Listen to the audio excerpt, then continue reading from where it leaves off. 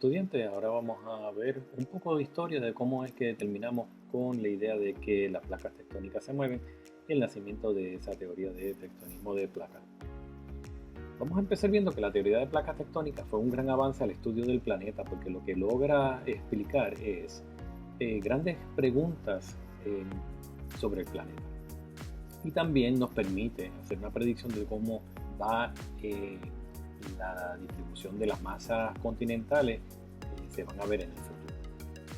Las claves que dieron paso a ese desarrollo final se encontraban claramente visibles, pero no fueron hasta unas décadas después que investigaciones con la ayuda de avances tecnológicos pudieron dar con una idea de que este concepto no era tan, tan extraño como lo habían pensado al principio, sino que era un concepto bastante revolucionario. Y al momento de aceptar esto como una teoría, fue como un gran avance en el conocimiento que tenemos hoy. Bien, el estudio de los terremotos y sus procesos fueron una pieza clave en la aceptación final de la teoría, porque esta es la evidencia que presenta, básicamente confirman el proceso de la deriva continental, como lo habían estipulado al principio. Y un dato importante es que los lugares y las fuentes de los datos, obviamente acompañado de la ardua labor de un proceso bastante complicado y arduo de información, dio paso a que nosotros pudiésemos dar con esta teoría al final. Y pensando que es un proceso muy lento. Ya habíamos visto esta figura anteriormente, es un mapa del mundo en el cual se ven claramente estos puntos rojos que representan la actividad sísmica y los triángulos negros representan la ubicación de los volcanes. Así que, según habíamos visto en la charla anterior sobre la distribución global de terremotos, podemos observar que la definición de la ubicación de estos eventos sísmicos nos dan una idea de cómo es la forma de las diferentes placas en las cuales la litosfera del planeta está dividida.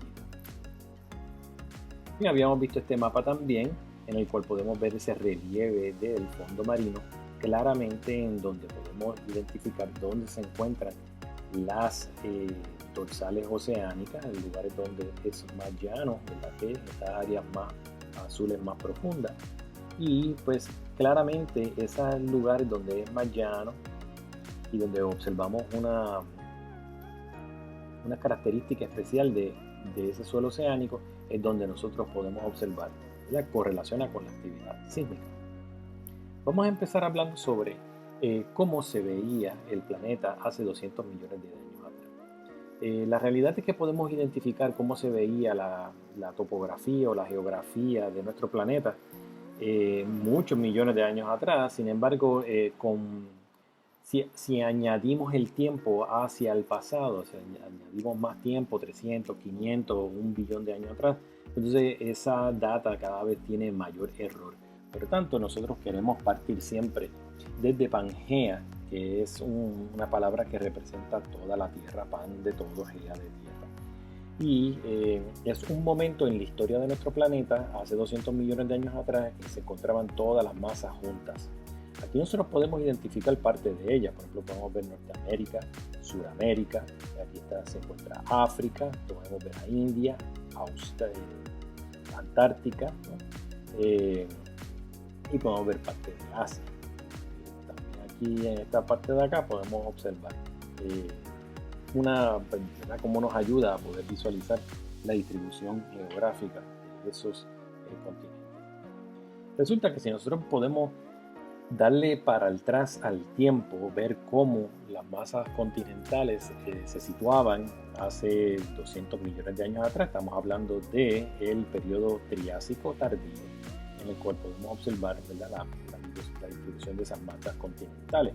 A medida que nosotros vamos pasando hacia el presente, viniendo desde el pasado hacia el presente, vamos de la figura A, pasamos a la figura B, en donde se observan 150 millones de años atrás, significa que han pasado 50 millones de años entre la A y la B, aquí nos encontramos en el periodo Jurásico tardío. Y aquí podemos observar qué ha sucedido entre Norteamérica y África. Se empieza a abrir el océano Atlántico. Luego, 90 millones de años atrás, estamos en el periodo del Cretácico y ya podemos observar que ya Norteamérica está bastante alejado de África. Sin embargo, Sudamérica se empieza a alejar de África, terminando así la apertura del océano Atlántico en la mayoría de su extensión. 50 millones de años atrás estamos en el terciario temprano, podemos observar la distribución. Fíjense que India ahora está mucho más al norte de cómo se veía antes. Y se ve un espacio entre Norteamérica y Sudamérica que eventualmente va a ser rellenado por la placa del Caribe. 20 millones de años atrás estamos en el terciario tardío. Podemos ver que la configuración se ve bastante parecida a la que tenemos hoy día, como la podemos observar aquí en la imagen F, en el cual estamos viendo la distribución actual. Ese concepto de ver que los continentes se han movido a través del tiempo es algo que ahora mismo nosotros no nos causa ningún tipo de inquietud. Sin embargo, esta idea, cuando primero fue expuesta, sí trajo mucha sorpresa, porque nadie pensaba de que los continentes se podían mover y que eran básicamente estáticos en su sitio.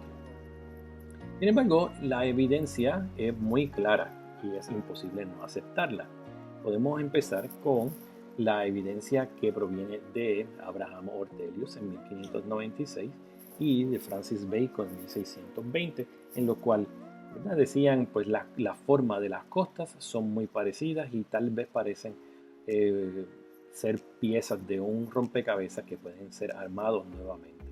Así que solamente por el hecho de mirar la forma de las costas, y tenemos que pensar que para estas épocas, 1500, 1600, era bastante rudimentaria la forma que determinaban la forma de las costas. Sin embargo, aún así se podía determinar y llegar a esa especie de conclusión. Luego, en 1859, aparece este señor Antonio Snyder Pellegrini, que fue el primero en sugerir que los continentes se movieron en algún momento. Esto básicamente hablando sobre el rompimiento de África y de América del Sur. Y en 1910, Taylor sugirió un movimiento gradual de los continentes de norte a sur, que lo llamó como un continental drift. Básicamente el drift es como si estuviese goteando, y pues las masas continentales van de un hemisferio al otro. Algo que no es completamente correcto hoy día, pero sin embargo es quien abre la puerta para el próximo término que se conoce como la deriva continental o el continental drift, que fue postulado por Alfred Wegener en 1912, un meteorólogo alemán que se dio la tarea de recolectar bastante evidencia y postuló entonces el término de la deriva continental o de continental drift. La idea central de esto es que la superficie del planeta se mueve lento, pero continuamente. Vamos a ver entonces este señor que se encuentra aquí a mano derecha, ese es Alfred Wegener. Él fue el que desarrolló este libro. Aquí podemos ver la portada en alemán, obviamente.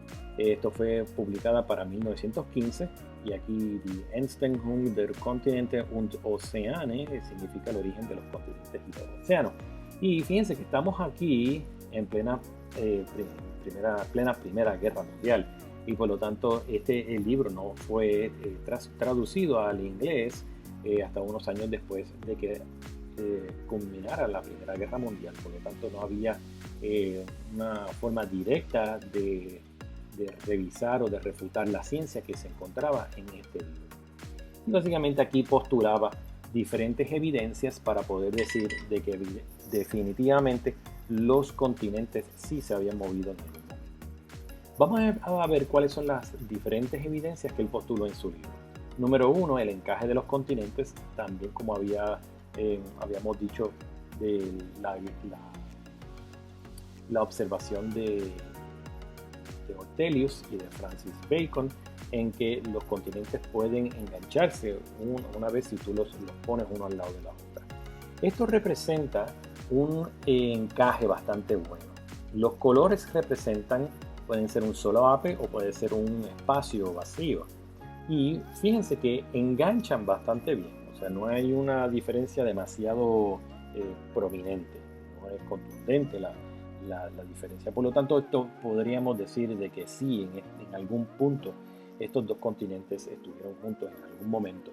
Y lo vamos a ver también la evidencia que viene por parte de los fósiles, que viene siendo la segunda evidencia que postuló Wegener en su libro. Fósiles que son idénticos, mismos organismos que vivieron en partes hoy día que están separadas. Por ejemplo, este mismo reptil acuático del Mesozoico, conocido como el mesosaurio, se han encontrado fósiles del mesosaurio en toda Argentina, al sur del Brasil. Y también se han encontrado estos fósiles en la parte sur de África. Ahora, ¿cómo es posible de que este organismo tuviese esa distribución global? Pues básicamente si nosotros tuviésemos Sudamérica y África juntos, como lo estamos viendo aquí, pues la existencia, la población de ese organismo se hubiese encontrado aquí. No había que dividirlas por un océano.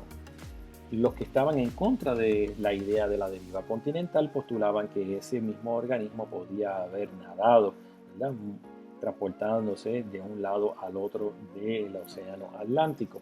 Aunque eso es posible, es un poco difícil, ¿verdad?, poder nadar, ¿verdad?, transportarse de un lado al otro del océano Atlántico tan fácilmente.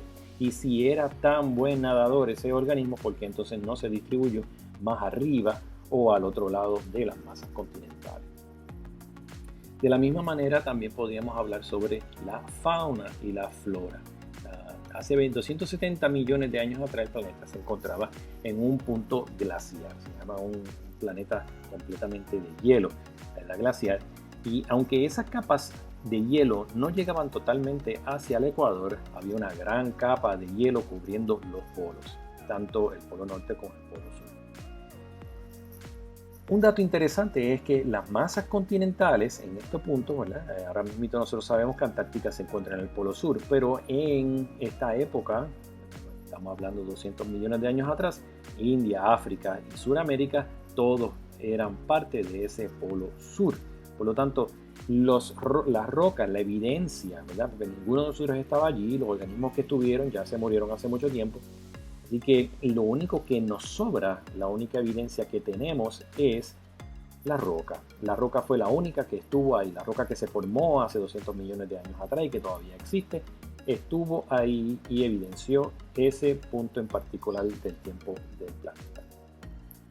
Así que podríamos decir que en algún momento todos esos depósitos glaciares de rocas que se forman gracias a esa distribución glaciar, hoy mismo nosotros nos encontramos en un sitio, ¿verdad?, que está en los trópicos o que hace calor y que jamás se va a observar nieve. Es el caso de África, por ejemplo. Parte de África se encontraba en el Polo Sur y fue cubierto por hielo. Hoy día se encuentra muy al norte, cercano al Ecuador, y por lo tanto jamás se va a observar una deposición de hielo en África. Lo que implica que en algún momento África se encontraba en el Polo Sur. Además, siguiendo sobre los fósiles, tenemos el organismo que estábamos hablando ahorita, Mesosaurio, que se vivía en este lugar. Tenemos el Cygnognathus, ¿verdad?, que vivía en esta región. Teníamos este otro que se llama el Listrosaurio, tenía una distribución parecida a esa. Y teníamos este conífero, ¿verdad?, que se conoce como un Glossopteris, se podía encontrar en esta distribución. Así que es mucho más fácil describir la distribución de esta flora y fauna, es más fácil explicarla gracias a que los continentes estuviesen juntos en algún momento. ¿Cuáles eran las ideas que dominaban en ese momento sobre la forma en que un organismo podría moverse de un sitio a otro si los continentes no se movían? Así que tenemos la idea de que algún organismo se podía trepar en algún árbol, alguna madera que estuviese derivando en el mar y así llegar a otro continente. las probabilidades de que sobreviviera un organismo viajando a través de todo el Atlántico pues son bastante pequeñas. Habían también postulado que se podían haber generado puentes de tierra, un puente de tierra que uniera, imagínense, África con Sudamérica. Sí, es posible, pero hasta el momento no se puede decir que eso eh, es, podría suceder debido a que a esa época, cuando aparece esta sugerencia, no se conocía muy bien sobre el fondo marino. También habían dicho de que podían los organismos brincar entre isla a isla hasta llegar hasta otros sitios. Pues también para esto se requiere un gran desarrollo en la parte de esos organismos para poder llegar a cruzar de isla en isla y obviamente llegar a los sitios donde provieran esas islas sobre la superficie del mar. Y finalmente, fíjense que aquí tenemos la deriva continental. Tenemos un dinosaurio, ¿verdad? Aquí en una parte de este continente y tenemos otro continente allá separado, en la cual estos dos dinosaurios ahora quedan separados, ¿verdad? Porque uno está en un continente y otro está en el otro. Bien, cuando hablamos sobre estos puentes de tierra, fíjense, ese puente de tierra tenía que haber sido sugerido en el punto más cercano entre Sudamérica y África, que viene siendo en esta ubicación de aquí. Ahora, nosotros para esta época no se sabía exactamente cómo es el suelo marino, pero si nosotros recordamos que hay una cordillera que pasa, que es paralelo a la costa, por lo tanto, la única manera en que esto puede suceder es que la cordillera cruzara de lado a lado, lo cual no es el caso. Y aún así, si nosotros redujéramos casi todo el volumen del agua en el planeta, no se va a ver nunca un puente de esta manera, así que tendríamos que remover todo el agua para que entonces pudiésemos caminar de un lado a otro. La tercera evidencia que postulaba Alfred Wegener en su libro es que hay cadenas montañosas que tienen afinidades en rocas a ambos lados.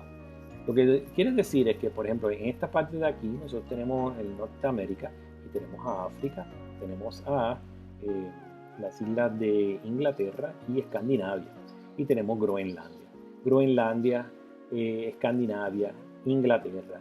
Tenemos los Apalaches, las montañas Apalaches y las montañas en Marruecos y llegando hasta la parte sur de la parte de África.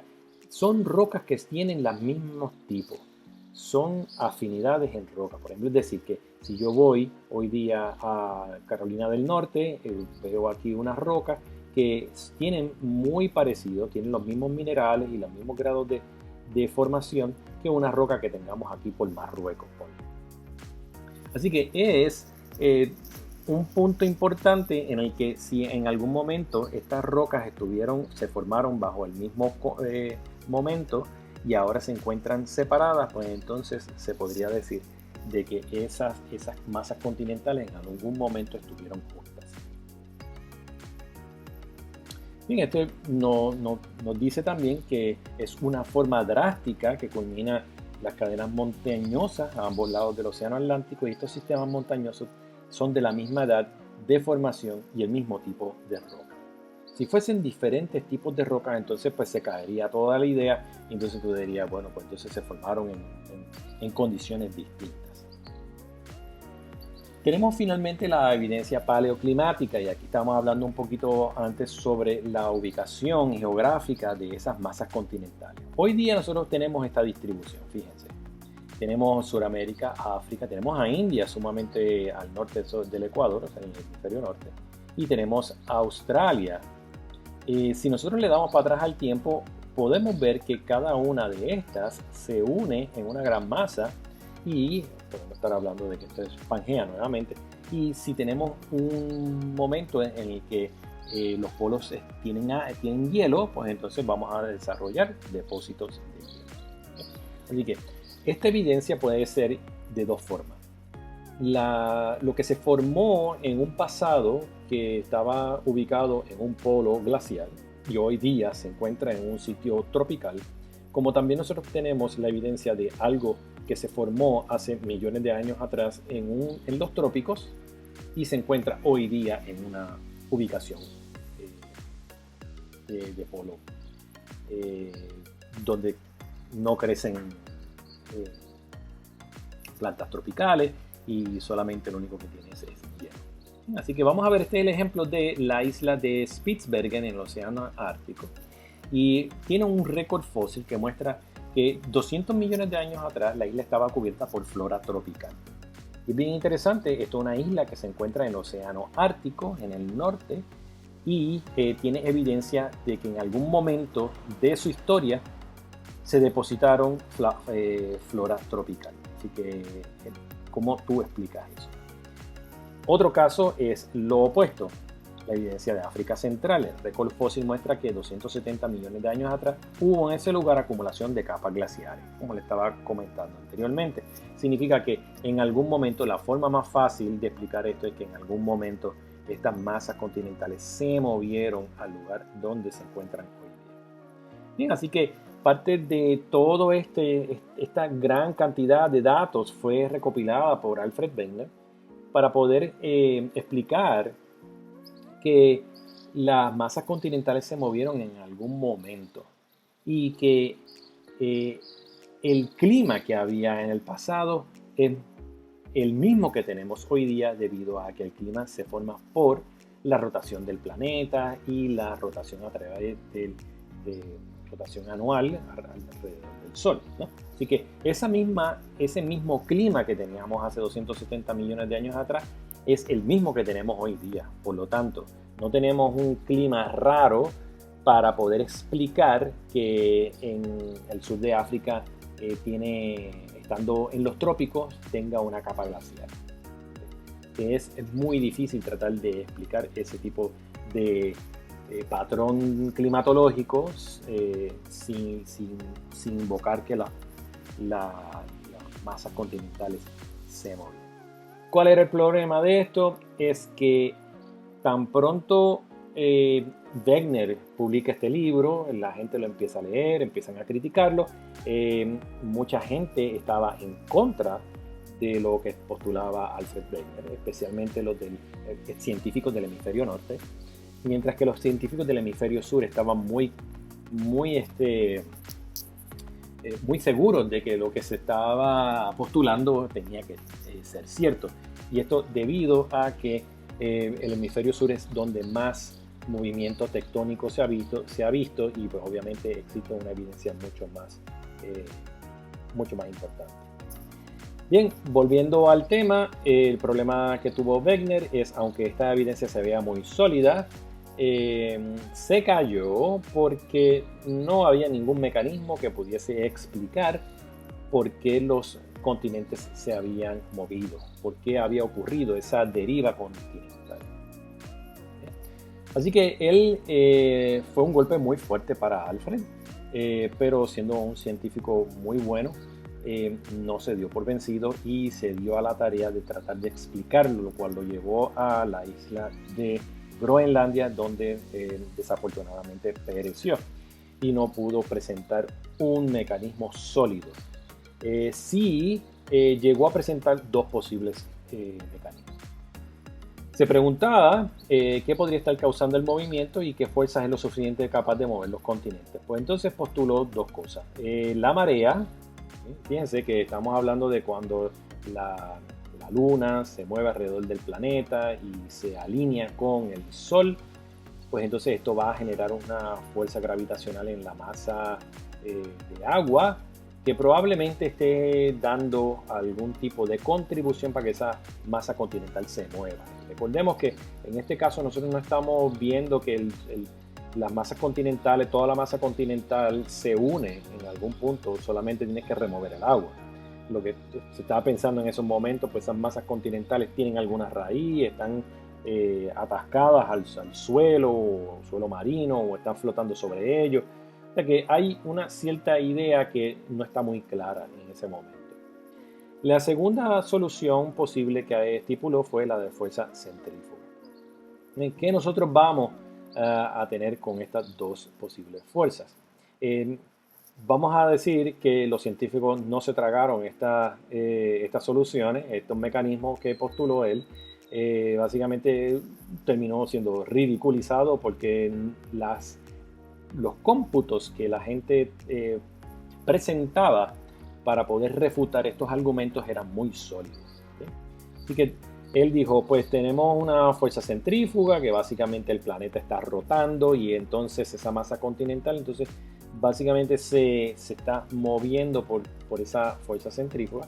Y lo otro era pues la marea, que también tenía que ver con ese tipo de fuerza. La cuestión es, ¿verdad? Al final la conclusión es que los cómputos que habían hecho para refutar esas ideas eran correctas, eran cantidades despreciables. Es una cantidad que no va a contribuir en lo más mínimo a hacer que la masa continental se pudiera mover. Por lo tanto, al no tener un mecanismo, el movimiento empieza a decaer poco a poco y terminamos con la idea de la deriva continental siendo olvidada con el tiempo.